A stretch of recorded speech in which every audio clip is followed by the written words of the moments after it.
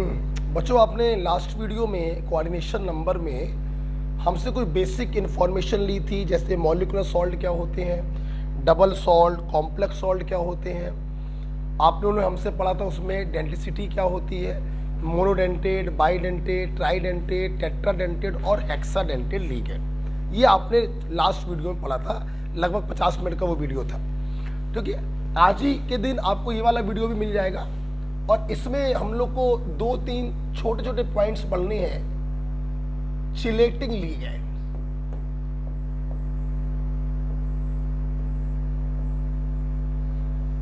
They for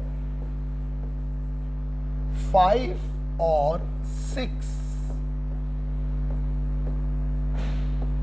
membered ring with metal।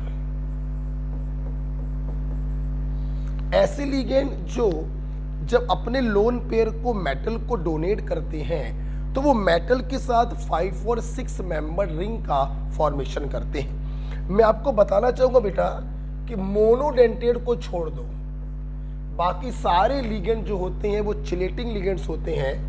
All bidentate and polydentate, जितने भी bidentate और polydentate होते हैं, मोनो को छोड़ दीजिए, ये सब के सब आपके बच्चों कहलाते हैं चिलेटिंग लिगेंड। फॉर एग्जाम्पल,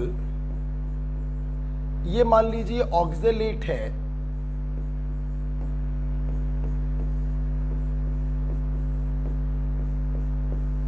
और ये सेंटर मेटल है।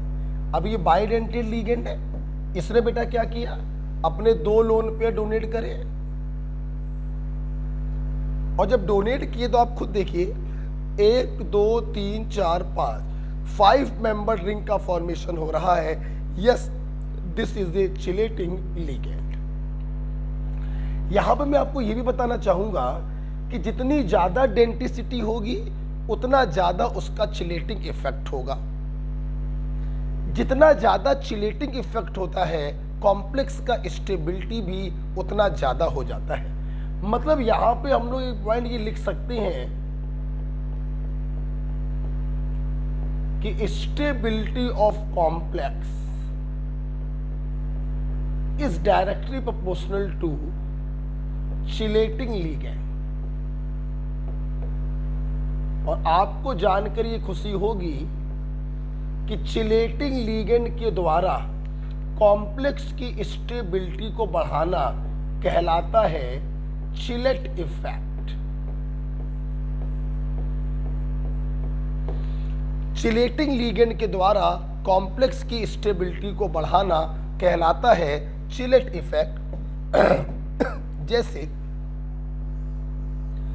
CO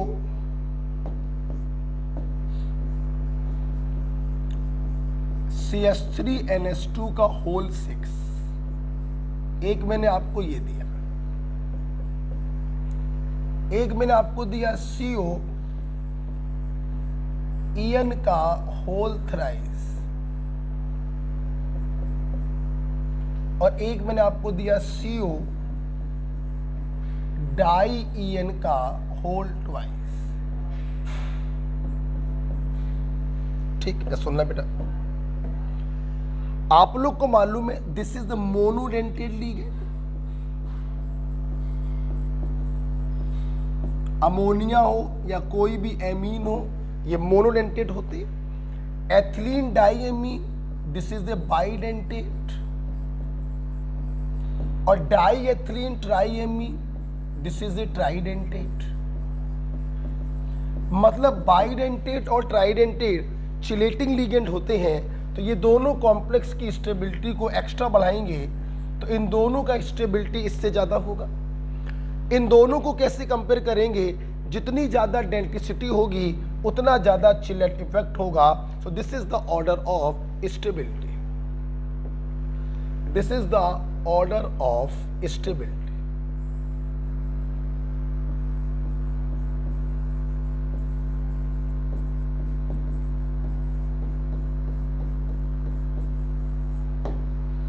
ओके बेटा, तो ये देखिए एक चिलेटिंग लिगेंड का पॉइंट हमें पढ़ाना था हेक्साडेंटेट के बाद, तो ये पॉइंट मैंने पढ़ाया।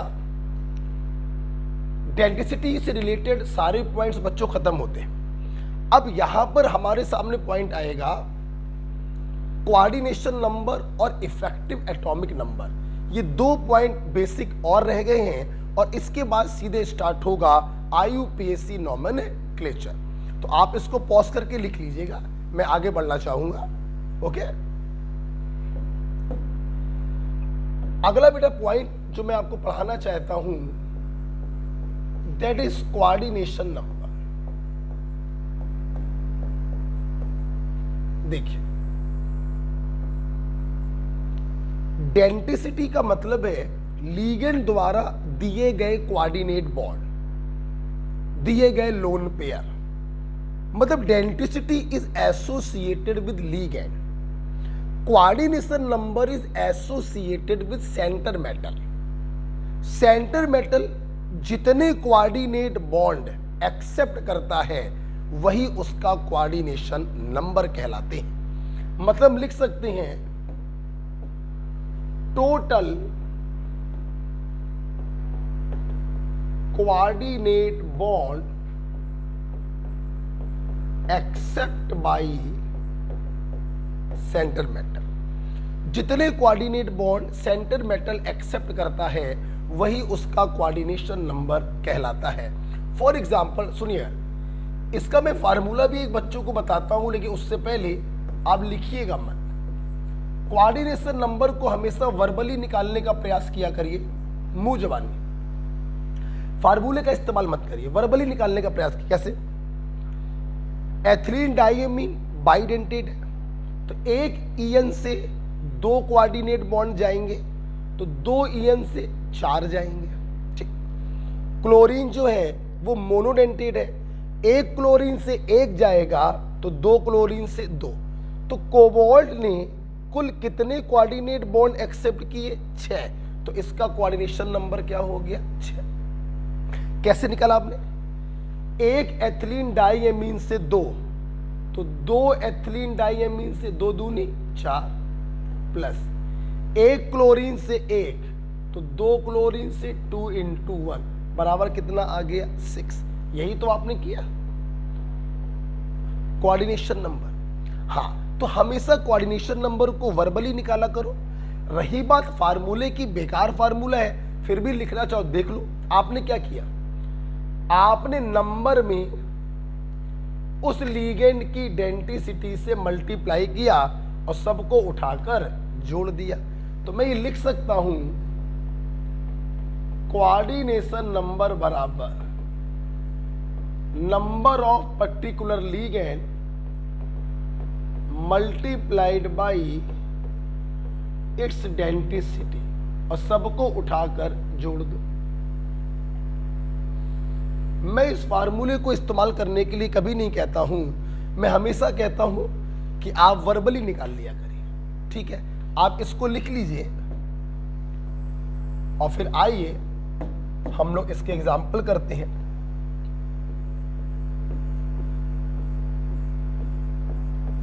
आप इस एग्जाम्पल को अच्छे से करेंगे। ये दे दिया, ओके, ये दे दिया, राइट।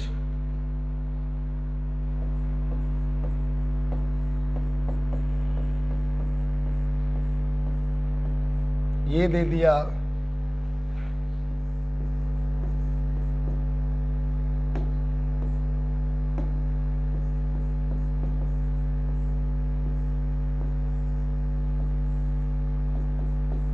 ये दे दिया, कुछ भी बना लीजिए आप।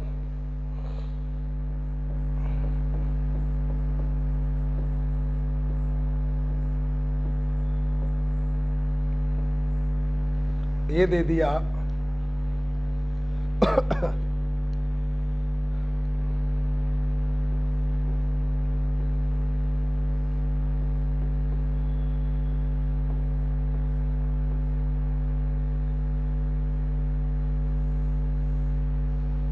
ठीक है।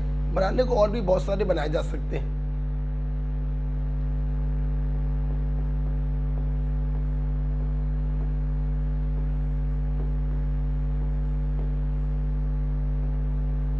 ये दे दिया, राइट। और मैंने पूछा इन सब के कोऑर्डिनेशन नंबर बताइए सेंटर मेटल के, तो बहुत आसान है, वर्बली करिए। 1 EN से 2 तो 2 से 4, 1 CL से 1 तो 2 से 2, 4 और 2 6। CO is a monodentate, 1 CO से 1 तो 5 CO से 5, कोऑर्डिनेशन नंबर 5। 1 CN से 1 जाएगा तो 6 CN से 6, कोऑर्डिनेशन नंबर 6। तो वर्बली कर सकते हैं। और अगर आपको निकालने का मन है फार्मूले से, तो number of ligand multiplied by its density, number of ligand multiplied by its density, coordination number आ गया 6। कोऑर्डिनेशन नंबर बराबर number of ligand multiplied by its density, coordination number आ गया 5। कोऑर्डिनेशन नंबर बराबर number of ligand multiplied by its density, coordination number आ गया 6। तो total coordinate bond accept by centre metal is called its coordination number. EDTA hexadentate होता है, एक इडेटा 6 coordinate bond देगा, coordination number 6। DMG minus bidentate, 1 DMG से 2 तो 2 DMG से 4, कोऑर्डिनेशन नंबर 4। 1 वाटर से 1, 2 वाटर से 2, 1 क्लोरीन से 1 और 1 ब्रोमीन से 1, कोऑर्डिनेशन नंबर 4। आपको फार्मूला लगाना है, आप फार्मूला से करिए। Number of ligand 1, density 6, coordination number 6। Number of ligand 2, density 2, coordination number 4। Number of ligand 2, density 1 plus 1 into 1 plus 1 into 1, coordination number is 4। तो इस प्रकार से आप कभी भी किसी भी सेंटर मेटल का कोऑर्डिनेशन नंबर निकाल सकते हैं। ओके, तो ये एक छोटा सा पॉइंट था after chelating ligand coordination number. ध्यान रखना, density is associated with ligand and coordination number is associated with centre metal. एक लिगेंड ने जितने कोऑर्डिनेट बॉन्ड बनाए वो डेंसिटी, और सेंटर मेटल ने जितने कोऑर्डिनेट बॉन्ड बनाए वो कोऑर्डिनेशन नंबर, राइट। आप पॉज करके लिख सकते हैं, वैसे काफी समय मिल गया होगा लिखने का, फिर भी आप पॉज करके लिख लीजिएगा। लास्ट पॉइंट IUPAC से पहले है effective atomic number by Sidgwick.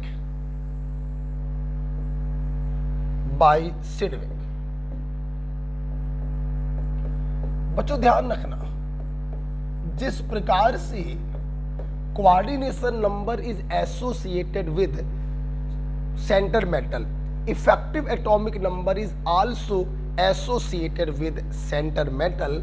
और इसका बच्चों डायरेक्ट फार्मूला होता है इफेक्टिव एटॉमिक नंबर बराबर atomic number of centre metal minus oxidation number of centre metal plus 2 into coordination number. Effective atomic number बराबर atomic number of centre metal minus oxidation number of centre metal plus 2 into coordination number. यहां पे मैं आपको एक बात और बताना चाहूंगा कि ऑक्सीडेशन नंबर को विद साइन रखेंगे। कैसे रखेंगे? With sign. पॉजिटिव में आती है ऑक्सीडेशन नंबर तो प्लस लगाओ चाहे ना लगाओ, लेकिन अगर माइनस में आती है तो जब माइनस में रखोगे तो माइनस माइनस क्या हो जाएगा? प्लस हो जाएगा। ओके, वैसे बच्चों मेटल का ऑक्सीडेशन नंबर 99% प्लस में ही आता है, लेकिन मान लो कोई ऐसा केस आ जाए जिसमें माइनस में ऑक्सीडेशन नंबर आ जाए, तो जब यहां पर माइनस में रखोगे तो माइनस माइनस क्या हो जाएगा? प्लस हो जाएगा। ओके, तो ये फार्मूला हम लोग को याद होना चाहिए। इफेक्टिव एटॉमिक नंबर बराबर atomic number minus oxidation number plus 2 into coordination number. लिख लो मेरे साथ साथ लिख लो मेरे। हाँ, पर्चा बड़ा जीर्ण थीर अवस्था में चला गया है। आइए, जैसे मैंने आपको एग्जांपल दिया K3Fe, एक एग्जांपल मैं कराऊंगा, बाकी एग्जांपल आपको करने हैं। ठीक, देखो बेटा, हमें आयरन का इफेक्टिव एटॉमिक नंबर निकालना था। बच्चों, आयरन का एटॉमिक नंबर कितना होता है? 26 माइनस, मैं उम्मीद करता हूं ऑक्सीडेशन नंबर आप निकाल लोगे, 3 इंटू पोटेशियम की प्लस आयरन की x, 6 इंटू साइनाइड की x बराबर 0। x बराबर आप निकालेंगे +2 आएगा। प्लस में आ रही है, प्लस को लगाने की जरूरत नहीं होती, सीधे रख दिया magnitude plus 2 into coordination number. इसका कोऑर्डिनेशन नंबर कितना होगा? 6 इंटू 1 6 आएगा। तो इफेक्टिव एटॉमिक नंबर आ गया 26 में 2 गया 24, 24 और 12 36। तो K3FeCN6 का आपका इफेक्टिव एटॉमिक नंबर आ गया 36। राइट, ये आप लिख लीजिए। बस एक ही एग्जांपल मैं करवाऊंगा, बाकी एग्जांपल आपको करने, पहले आप लिख लीजिए इसको।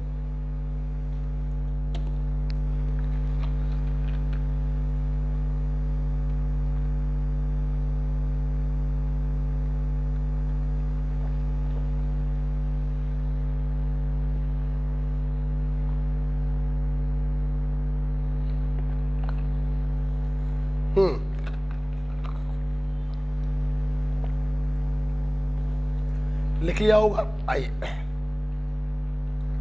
एक एग्जांपल मैंने कराया, इफेक्टिव एटॉमिक नंबर बराबर atomic number minus oxidation number with sign plus 2 into coordination number. अब अगले 2 एग्जांपल आप करेंगे।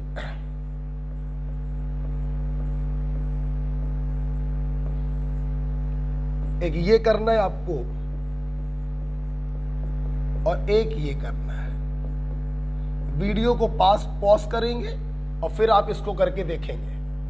ठीक, मैं बताने जा रहा हूं, वीडियो को पॉज करके करिएगा। ओके, आइए, इफेक्टिव एटॉमिक नंबर यहां पर निकालना है वेनेडियम का और यहां पे निकालना है मरकरी का। आइए करते हैं।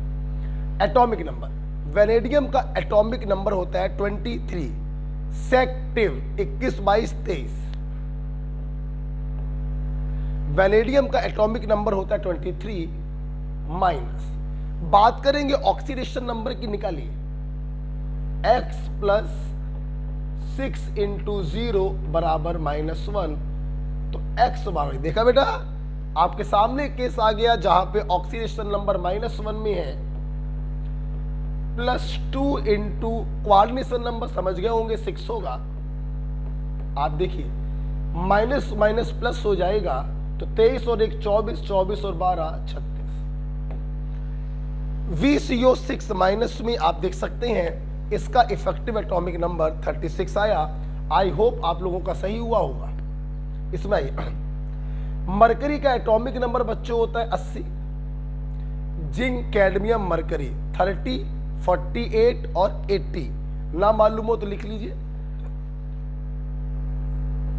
Second B group periodic table का जिंक कैडमियम मरकरी, जिंक का 30 होता है, कैडमियम का 48 होता है, मरकरी का 80 होता है। ठीक, देखिए 80 माइनस ऑक्सीडेशन नंबर निकालेंगे 2 इंटू 1 प्लस एक्स, 4 इंटू -1 बराबर 0। एक्स बराबर आएगा +2, +2 इंटू कोऑर्डिनेशन नंबर 4। राइट, तो 80 में 2 गया 78 और 8, 78 आया, 4 दूनी 8, 16, 86। तो इस प्रकार से आप देखिए K2HgI4 में इसका इफेक्टिव एटॉमिक नंबर आ गया 86, राइट। ओके, आइए हम इसी में एग्जांपल आपको और देते हैं।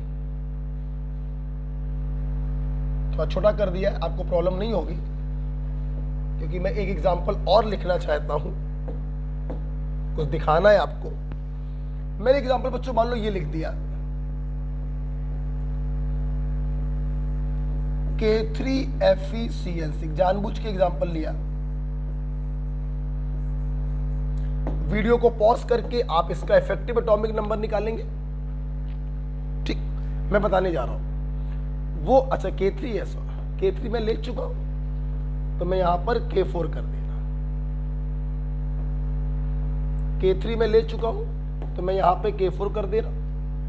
जानबूझ के एग्जांपल लिया है, कुछ दिखाना चाहते हैं। देखिए अब जरा इफेक्टिव एटॉमिक नंबर निकालिए। आयरन का atomic number 26 minus oxidation number समझ गए होंगे आप लोग, यहां +2 आई होगी, वहां +3 दी है। बेटा 1 मिनट, बेटा 1 minute, 1 minute, 1 minute, 1 minute, 1 minute, लिखने में गलती हो गई है। क्या हो रहा है? 3, ये 4 है बेटा।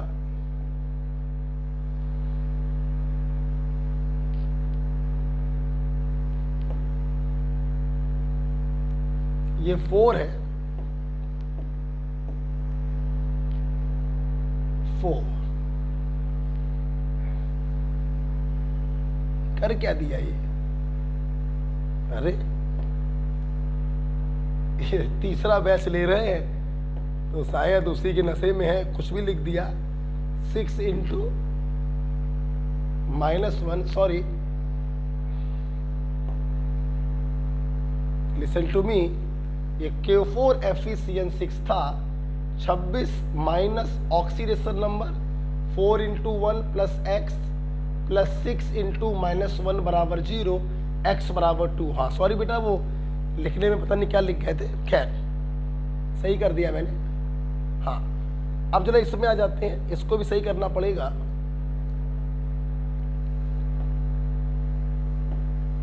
वो K4 है और ये K3 है, ठीक है। अब आए तो वहां पे +2 आया था, समझ में आ गया, यहां पे +3 आएगा।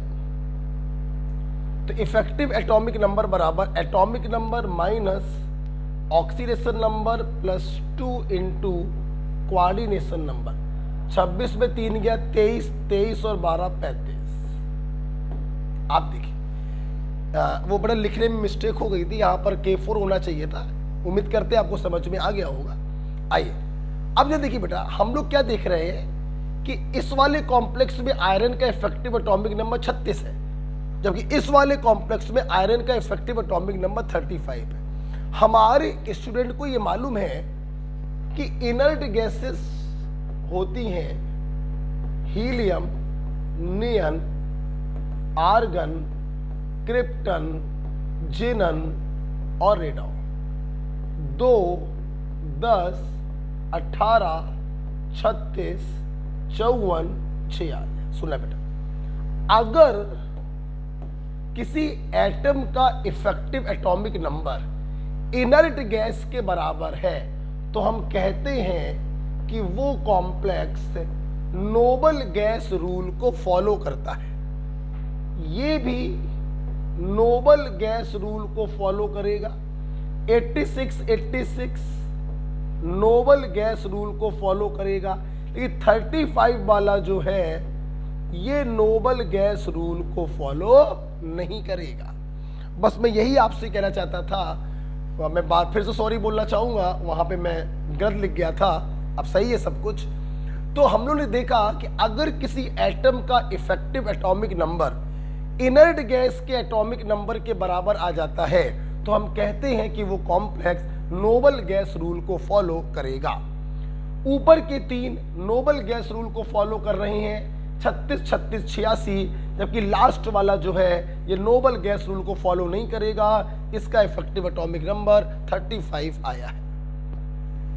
तो जिनका effective atomic number inert gas के एटॉमिक नंबर के बराबर आता है, हम कहते हैं कि वो नोबल गैस रूल को फॉलो करता है। राइट, आप देख सकते हैं ये कुछ एटॉमिक नंबर बताए थे मैंने सेकेंड बी के, और ये एटॉमिक नंबर मैंने आपको बताए हैं इनर्ट गैसेस के, इनकी जरूरत पड़ती है।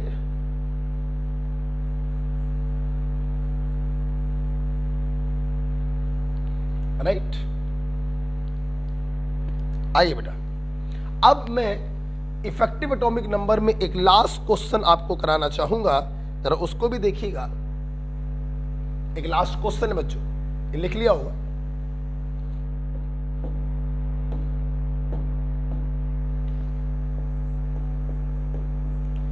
लिखेंगे find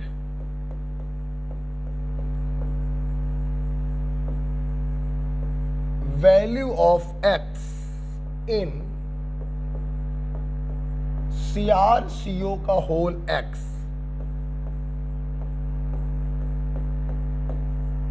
if it follow noble gas rule.